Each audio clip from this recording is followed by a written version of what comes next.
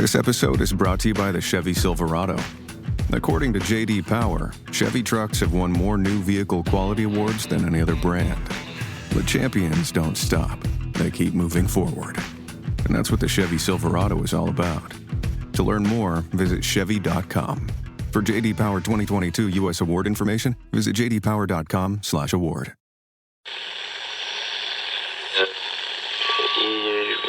Empire.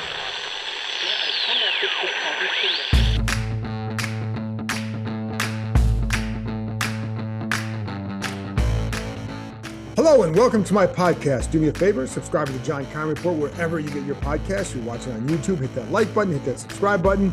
You can find us there as part of Empire Media, that's A-M-P-I-R-E. Today, I'm joined by my favorite group of young reporters who cover the Washington Commanders, Pete Hailey from NBC Sports Washington /Monumental, Matthew Paris from the Washington Times, and Sam Fortier from the Washington Post. At the end of the conversation, they'll tell you where you can follow them. Do yourself a favor, go follow them on social media, and you can check out their stuff. A lot of room for a lot of voices on this beat. And I think they have some good voices, which is why I wanted to bring them on. I enjoy doing this roundtable format, and I hope you do too. This is actually part one of a two-part roundtable session because there's a lot to dive into. The second part will run either Friday or Monday. Not sure yet because I may have something special for you on Friday, which would then push part two of this roundtable session to Monday. So there you go. But today, what I talked about with this group is the offensive coordinator search. What jumps out to them about this search? Who are some names that jump out to them? Which way they think Ron Rivera might go? All that good stuff. What's the gamble here? Is it going with somebody like a Pat Shurmur, who you know what he's done? Or is the bigger is that a bigger gamble than going with a guy like Thomas Brown? So we get into all that. We talk about some of the ownership questions or the uncertainty and how it could impact the offseason. Some decisions they have to make. Some of it is on Daron Payne. Then we also talk about the NFL playoffs, how this team compares to the other teams in the NFC East. How far behind are they? Is there a big gap? We get into all of that. In part two, we're going to go run down a lot of the position questions and some of the offseason roster decisions I think that they're going to get into or need to make. Daron Payne will be in both of these sessions, a little bit today, a little bit more in the next session. So before I get to that conversation, I wanted to go over a couple things just for a minute here on the offensive coordinator search and just to catch you up on things. So on Tuesday, I'm recording this Tuesday night. On Tuesday, they interviewed Thomas Brown, assistant coach with the Los Angeles Rams, assistant head coach / tight ends. So they talked to him on Tuesday. They talked to Eric Studesville, assistant coach in Miami, on Monday. So that brings the total to 5 people they have interviewed for this job, including, of course, Pat Shurmur, Kenny Zampese, and then Charles London last week. They are not done interviewing guys, or at least not done trying to interview guys.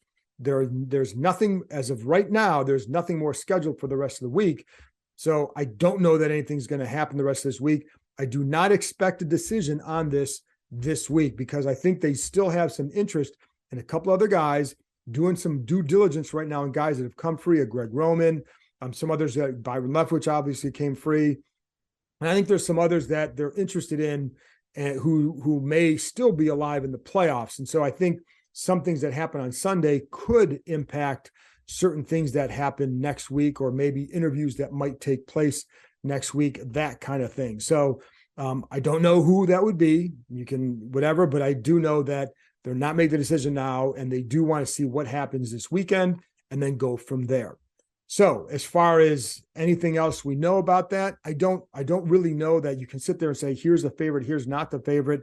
What I do know with a guy who's on the outside, like a guy like Pat Shurmur, one of the things that would benefit him, I think, is the work that he did in Minnesota when Case Keenum was a quarterback the one year. I think it was 2016 or 17, where Keenum had a really good year under him. I think the other thing working in his favor, I believe, would be the fact that he's comes from that Andy Reid, has experience in that Andy Reid system. I think that's something they really want to get to, some of that quick game stuff and creating openings for receivers for the run after the catch. That's a big thing for the receivers they have And I think it's also another factor for anybody coming in is going to be how can you make it easier for the quarterback to determine what is going on with the man versus zone.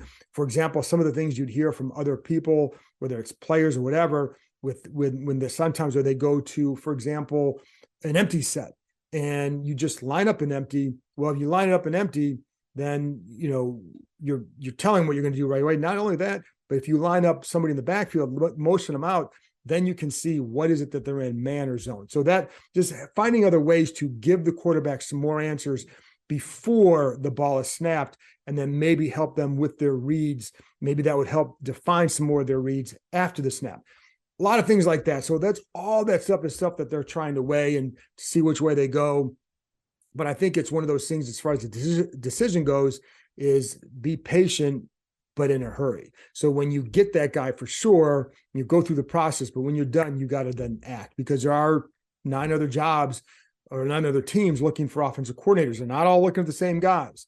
So, and I don't know that Pat Shurmur has gotten interviews with anybody else. I don't know that he has. So anyway, that's what we know right now. Again, I don't expect a decision this week.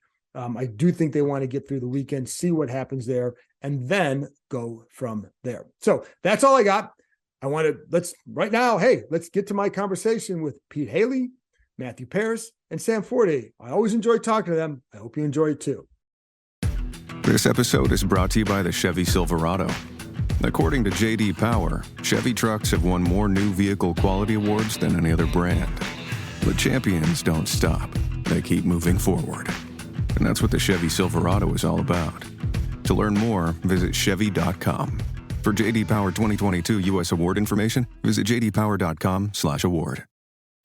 4 NFL teams, 2 conference championship games, and only a few more shots to win big on the playoffs with DraftKings Sportsbook, an official sports betting partner of the NFL. Counting down to Super Bowl 57, new customers can bet just $5 and get $200 in free bets instantly.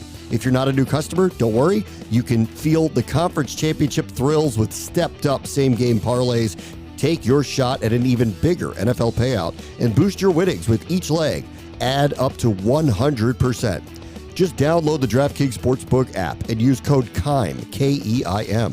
New customers can bet $5 on the conference championships and get $200 in free bets instantly.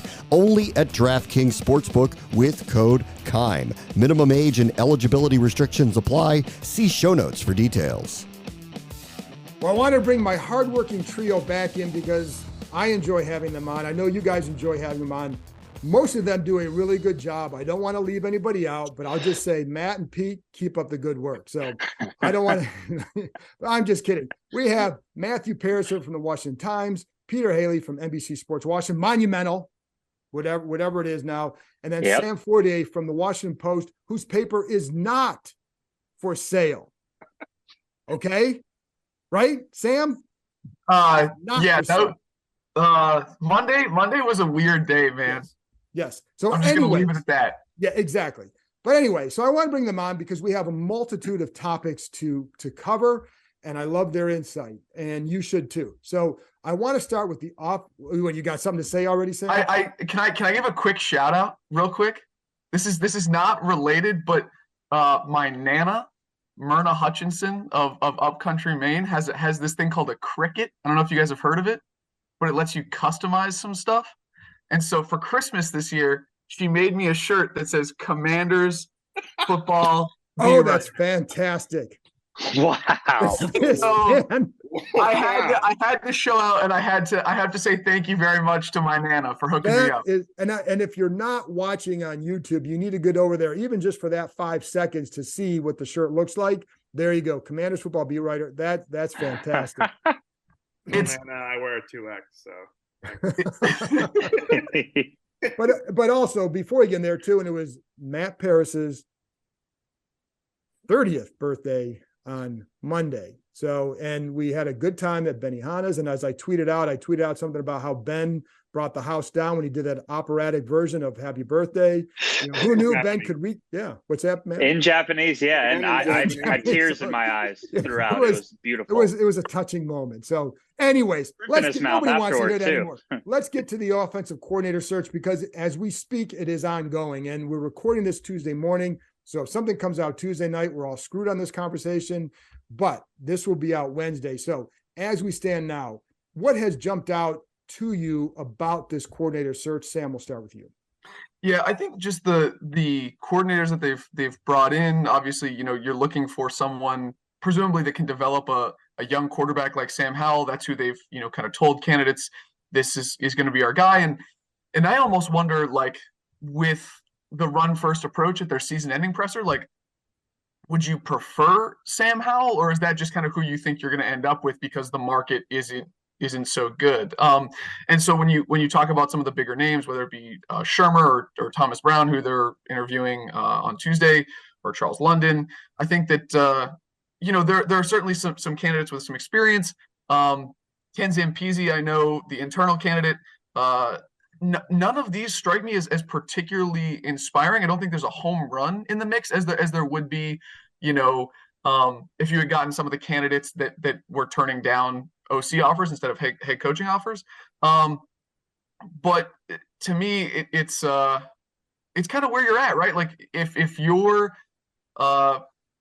team is about to be sold and you're kind of in a lame duck situation, I think it's really hard to attract, you know, top level candidates who are looking to make the leap. So I get that they're in a difficult position, but I'm feeling a little uninspired. What do you think, Pete? Yeah, uninspired is a great way to put it. But I also think asking this team to hit a home run with this hire is like asking a eighth hitter in the lineup in the National League to hit a home run, where at most he's probably going to hit a double. So I think Thomas Brown of the Rams would be that double. He's an unproven guy, and perhaps this is me being mystified by the McVay name and being associated with him. But coming from that Rams tree, I'd much rather see that than Pat Shermer or Ken Zampese. And if it doesn't work, then you just get rid of this whole regime next year, but at least you're giving yourself a chance. It's kind of like Sam Howell. Like, what are the odds it really pans out? I don't know, but it's not a retread or someone who's had a chance in multiple stops and put up uninspiring numbers. So while I'm feeling uninspired, Thomas Brown would at least hurt me up a little bit. Matt, do you agree with that? And do you think, you know, it's funny because it feels like part of the gamble here, what's the bigger gamble? A guy like Thomas Brown or Eric Stoodsville, or a guy like Shermer or Zampese? Yeah, I think for me, it comes down to what system does Ron Rivera want to run. We talked a lot about the run first offense that he mentioned at the presser, but you look at his past four coordinators and they've all stuck within this Eric Coryell tree. So if he loves that system and wants to retain that, then yeah, you're looking at a Zampese, maybe Shermer. It isn't the most inspiring group of candidates, but there are some interesting ones. You know, if they want to have the Rams zone-based run scheme, like I think that's kind of interesting.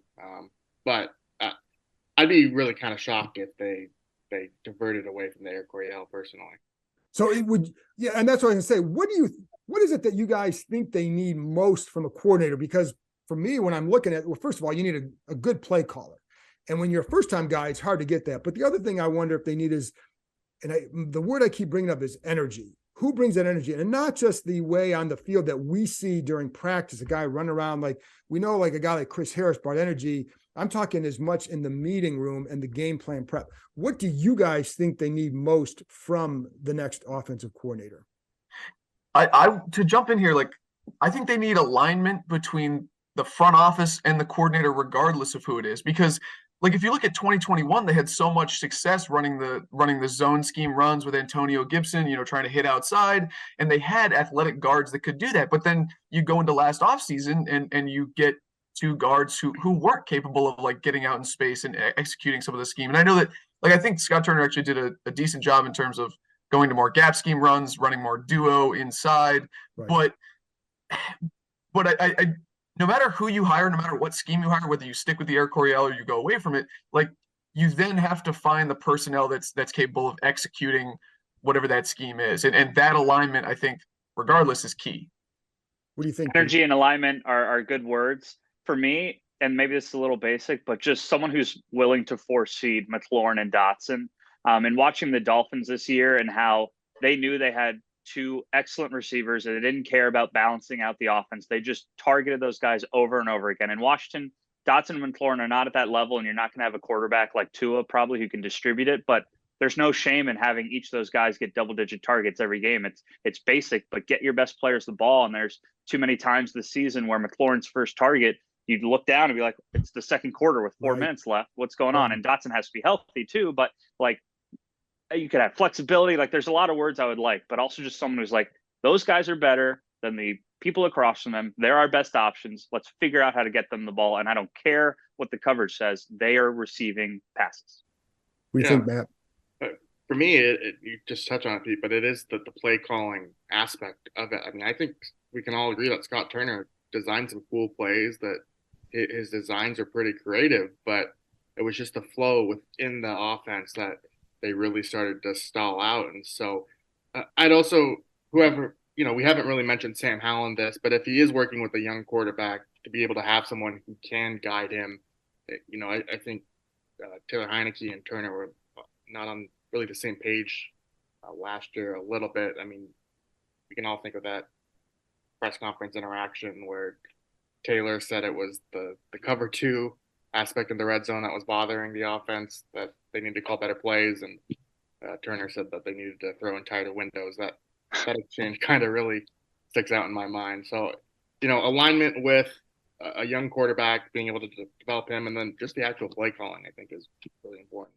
And that's a good point too, because even in the red zone, because there were definitely times where guys are open that the ball wasn't thrown. And then there's other times where you'd see a play like, I really like this play design, but does it work with this personnel? Like you brought up some of the guards in space, for example, and you'd see a screen like, holy crap, if that's blocked, it's 40 yards. And then the next question is, can those guys block that? Will they ever block that? Is it something you go back to because you think, yeah, that guy can usually do that? So like there were sometimes you think like, that's a good play call, but is it a good play call for this talent? I think that there were three major factors for the underperformance of the offense this year, whether it be play calling, quarterback, and offensive line. And obviously Ron Rivera is the one that has to sit down and kind of evaluate that and has decided like offensive coordinator has to improve. Maybe you can't improve quarterback. So can you improve offensive line? Can you raise the level of, can you fix a few of those things? Because I think that inarguably you have the skill talent at receiver and running back for this to be a much better offense. I think tight end could use some work, and we could talk about that maybe later if you wanted. But I think he's taken steps. I think he's limited at quarterback, but the offensive line and matching the personnel and alignment, as I said, is I think that's going to be super key. Pete, is this an attractive job for an outsider? It's like beyond the just there's only 32 of these jobs. Like it's somewhat attractive because of the skill guys, but really the ownership and every person listening to this understands what's going on with the ownership makes it really tough. And if you're a Pat Shurmur, maybe you just want to get your name back in the league and you're fine with it being a one and done. And hopefully you show, there's not very high expectations. So if you get this group to 15th in scoring average, that's going to be a pretty large step. And you can use that as a, hey, look, I did a pretty good job. Someone else should hire me. And if you're Thomas Brown, who, you interviewed for the Texans job, but maybe you don't get it. All right, this is a logical step. I'll do 1 year of coordinating. I like what I have and I can make it work and then get the hell out of here. But the lack of quarterback is certainly the biggest deterrent besides the ownership and the O-line. So the core of this offense still has so much to be constructed, and I think that really caps the potential of it. And Matt, he brought the quarterback spot too, because, we've seen how we know what they think of them. But, if you're an outsider, I guess, how do you look at that because, while they may be rolling with him, do we know exactly where he's going to go and when? And the other part to that is how important is it to not have to have him learn a new offense in his second year? Yeah, no, it's a great point. And, just looking around the league, like I don't disagree that it's an unattractive job, but, Washington isn't the only team with a quarterback like kind of mystery. You look at the Jets, Correct. they need a new coordinator. The Titans, the Colts, like a lot of these teams are kind of in limbo. It's probably Jets. why they're searching for a new offensive coordinator. If they had a better quarterback, they wouldn't have had an opening. So, I think coaches would be willing to take a chance on uncertain situation. To me, though, it is the ownership more so Okay. than anything else. More so, and it's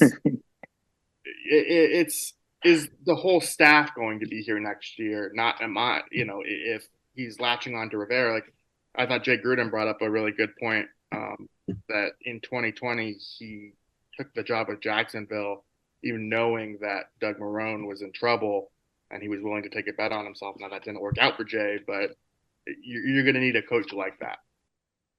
And I think that, like, another point, I was in Minnesota for the Vikings-Giants playoff game, and I know that we saw the Giants twice late in the year, and Keim had a couple jokes about how is an offense with Richie James, I think was the guy that you were. No, Isaiah Hodgins, who turns out Isaiah to be Hodgins, a star. Player. Yeah, it's actually really Right. good. But like what Dayball has done with that offense with like legit two weapons, Right. like if you're an offensive coordinator and you say like, hey, I'm gonna come in and regardless of what Sam Howell is, like I'm gonna get, like to Pete's point, I am gonna get him to throw the ball to Terry McLaurin on some slants or whatever, and we're gonna create yards at the catch. We're gonna be a good offense because we have way more weapons than some of these other teams with successful offenses do. Maybe you even try to use Sam Howell's legs. I don't know if he's a runner quite like Daniel Jones, but like there are, just the counterpoint is there are some definite things to like here. Sure, absolutely. I think what got, stands Matt? out about New York's situation, just sorry to jump in real quick, is that he's working with Mike Kafka too. I don't think they knew each other. It was kind of sort of an outside the box hire, and Right. he trusted Kafka with play calling. I thought it was a really gutsy hire, and it's paid off. Like those two kind of brought their philosophies together, and it's worked out really well for the Giants. So as much as we talked about being aligned philosophically between Ron and whoever the next coordinator is, maybe having a guy with some different ideas helps too. That I agree with that. The question though is, Dable goes in there, it's his first year. You have a long leash. That leash isn't, we don't even know who the owner is going to be next year. So how long is that leash to allow him to do that? So it feels like the ownership situation does kind of loom over every offseason decision, doesn't it, Pete? Yeah.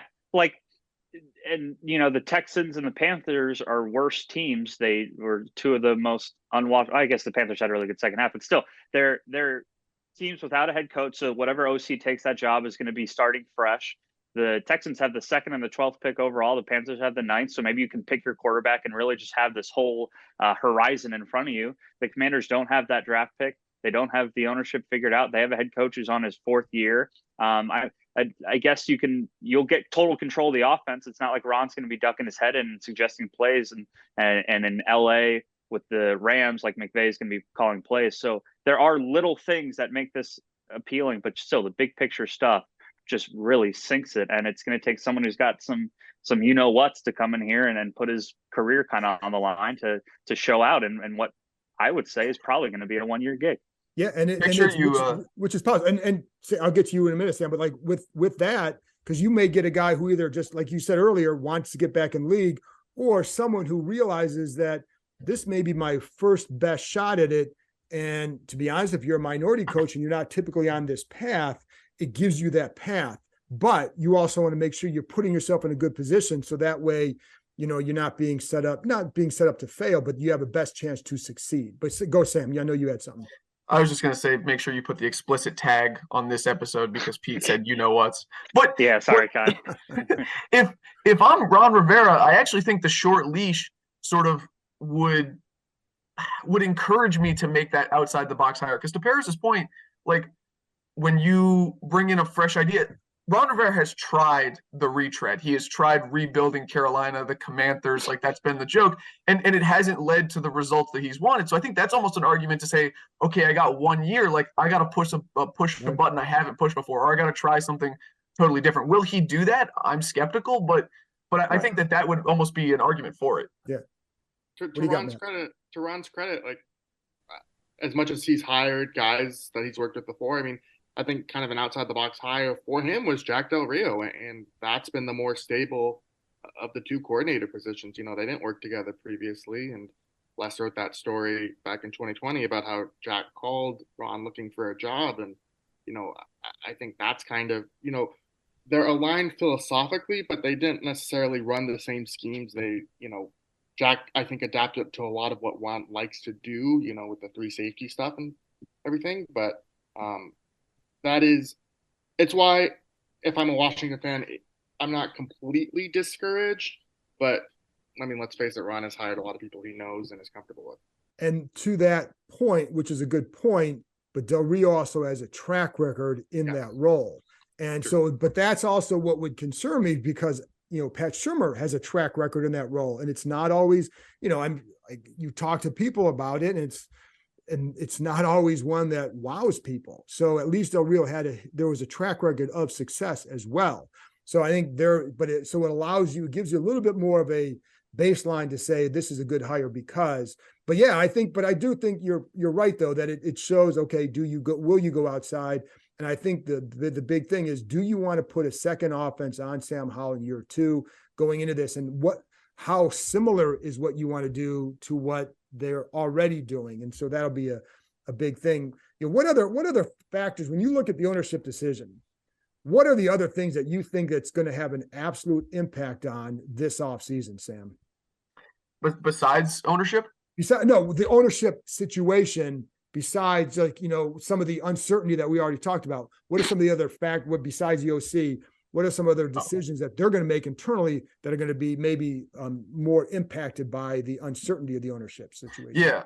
I mean, I know that Jason Wright has said, and Ron Rivera has said, both the business and football side will not be affected by this in terms of spending. And I know that, you know, especially with football contracts and, you know, if you're buying a $7 billion franchise, are you really worried about, you know, one big splash contract in free agency? But maybe it's because, you know, I've been watching the national situation, but like, it just strikes me that I could envision a future in which, you know, Dan says, hey, don't spend big in free agency, or you don't have the financial flexibility that maybe you would like. And so I think the way that would manifest is if you are interested in Derek Carr and Derek Carr gets released, can you then not be as aggressive as you would like when you're bidding against, you know, all the other teams that would be in his market? I imagine that the roster building part of this, I think they have like set themselves up for like decently well, especially with the last 2 draft classes. I think that there's a lot to like there, and I think they have a solid foundation. But and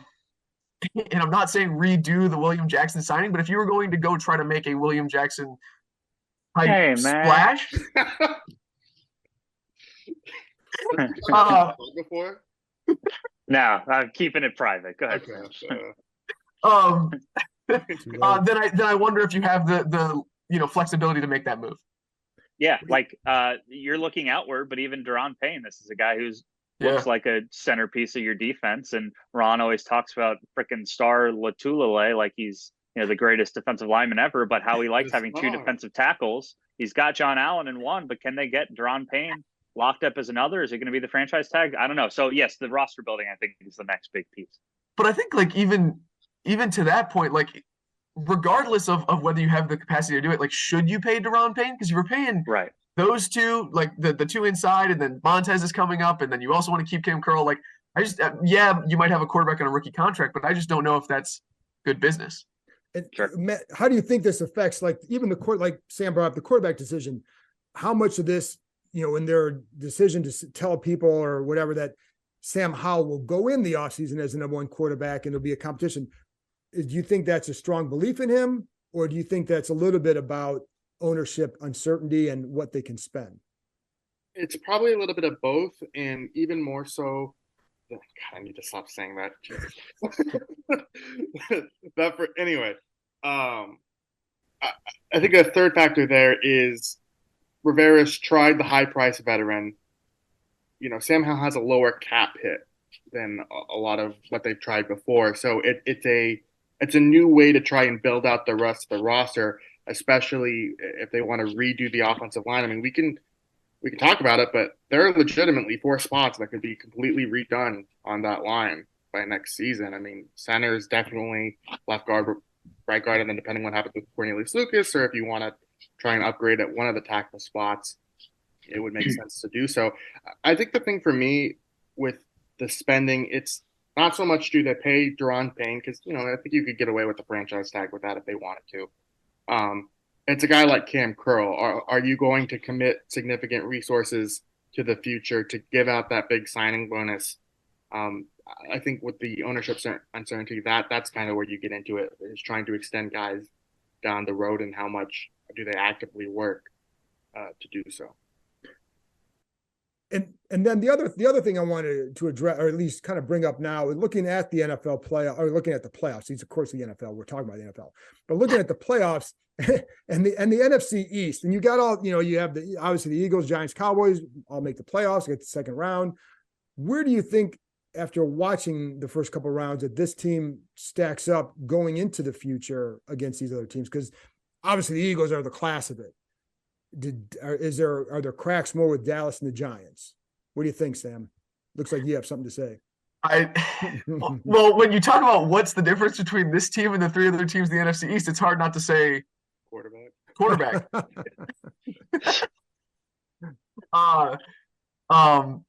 But, now give your serious answer. Yeah, okay. I'm just trying to. I didn't know if Paris wanted to jump in. That seems like his sort of deal. I mean, no, my serious answer, I think, kind of to the point about alignment, is like when the Eagles figured out that like Jalen Hurts would succeed best in an RPO-based offense, they overhauled it. They built a line around it. They went and got, some vertical threats, especially with, AJ Brown, that he could throw it on the field to. The Giants leaned more into the running game with Daniel Jones's running game. And the Cowboys, other than having Zeke snap that one ball, seemed to really maximize Dak. And so I think that like they adapted to their personnel, which sounds really basic, but I think is like a real thing that is the difference. And they were creative about it. Like that RPO-based offense with Jalen Hurts is fascinating, and I think it's really effective. And I know that Logan Paulson has broken it down probably on here and elsewhere, but I think that's what separates them is that they've had really good offensive like shifts to their personnel. And Pete, the other thing is this team was 8-1. It's not like they were 5 games behind these three. You're talking about a couple games where obviously the Cowboys and the Eagles are a little bit ahead, but between them and the Giants, I still don't know how they didn't beat the Giants once this year. I'm not sure I'll ever figure that out. But so where do you, baby? Isaiah Hodgins, yeah, that's true. Right. Who knew, man? Who knew?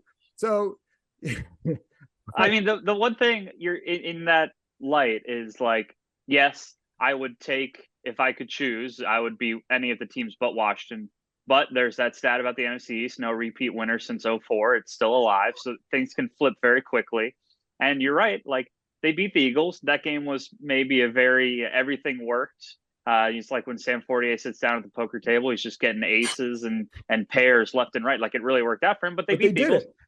Yeah, and they beat the Cowboys. They kicked their, more explicit. They kicked their butts in that final game. And sure, maybe the Cowboys were looking ahead, and then the tie and then the loss to the Giants. Those were both very, very thin margins in those games. So in terms of the division, I think they'll enter next year as the 4th favorite and have to fight their way up. But the Giants, they have a big time arrow pointing up, but they still have to fix that roster. The Cowboys feel like they're always on the teetering edge, and they could have a head coach question and a quarterback question. The Eagles seem to be very sustainable, but the two teams between the Eagles and the Commanders, I think, are pretty tangible for Washington if this offseason goes pretty much according to plan and they can improve where they need to. And the funny thing is, I also wonder, because the Giants are going to have to make some moves to improve that roster, but they also may lose their offensive coordinator, Mike Kafka, to another position.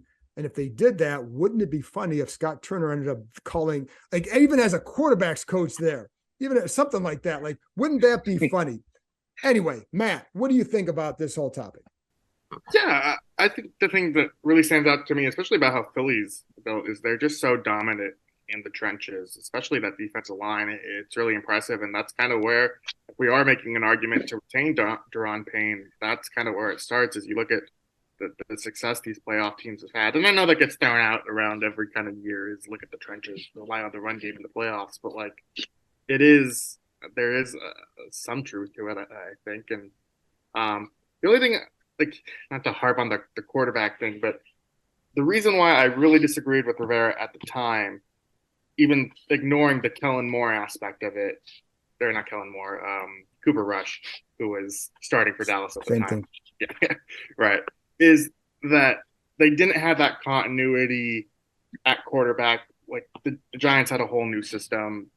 Maybe I'm getting too much into the weeds here, but there is something about being able to adapt on the fly. To Sam's point, I mean, the Eagles changed their entire offense, especially last year when they hit what they were like 2-6, 3-5, something like that, and then they redid it and made the playoffs. So you just got to have to be adaptable, and I think that is what also kind of separates a little bit of these teams too. Is that Washington does adapt, but is it too late? I mean, we haven't even talked about them starting slow in every year of Ron Rivera's tenure, and that's a big thing. If they want to turn this around, they have to start faster. You cannot. It's all about the weather in training camp. Got to wear those. If it's too hot, they might get some issues there. You cannot afford another slow start with a new owner. You just can't. Yeah, I don't think you're going to survive that if you do that. But we don't even know who the owner is, so how do I know that? But you can't afford another one. Anyway, fellas, tell the folks where they can find you, and we're going to come back, record a second one, talk about some personnel issues and all that. So for those listening, you can hear that one in a couple of days. But Sam, Pete, Matt, tell them where they can find you. You can find me at WashingtonPost.com or on Twitter at Sam4TR, SAM4TR. Thank you, Sam. I'll definitely try and follow you. I'll check you out and see if I like what you're putting out there. Get out of here. Hailey, NBCS HAIL in the Hailey. So hail to the Commanders, indeed. You can find me on Twitter at Matthew_Paras, Paras, like the Pokemon. Anyway, and then you can also find my work on the Washington Times. And you didn't want to bring up your OnlyFans account, Matt? Oh, God. It's, crashing the server. All right, on that note, it's time to go. Thank you, guys. Thanks, guys, for coming on. And we're going to record another one, so stay tuned for that. And you guys, again, listening, you can hear that in a couple of days. Thanks, fellas.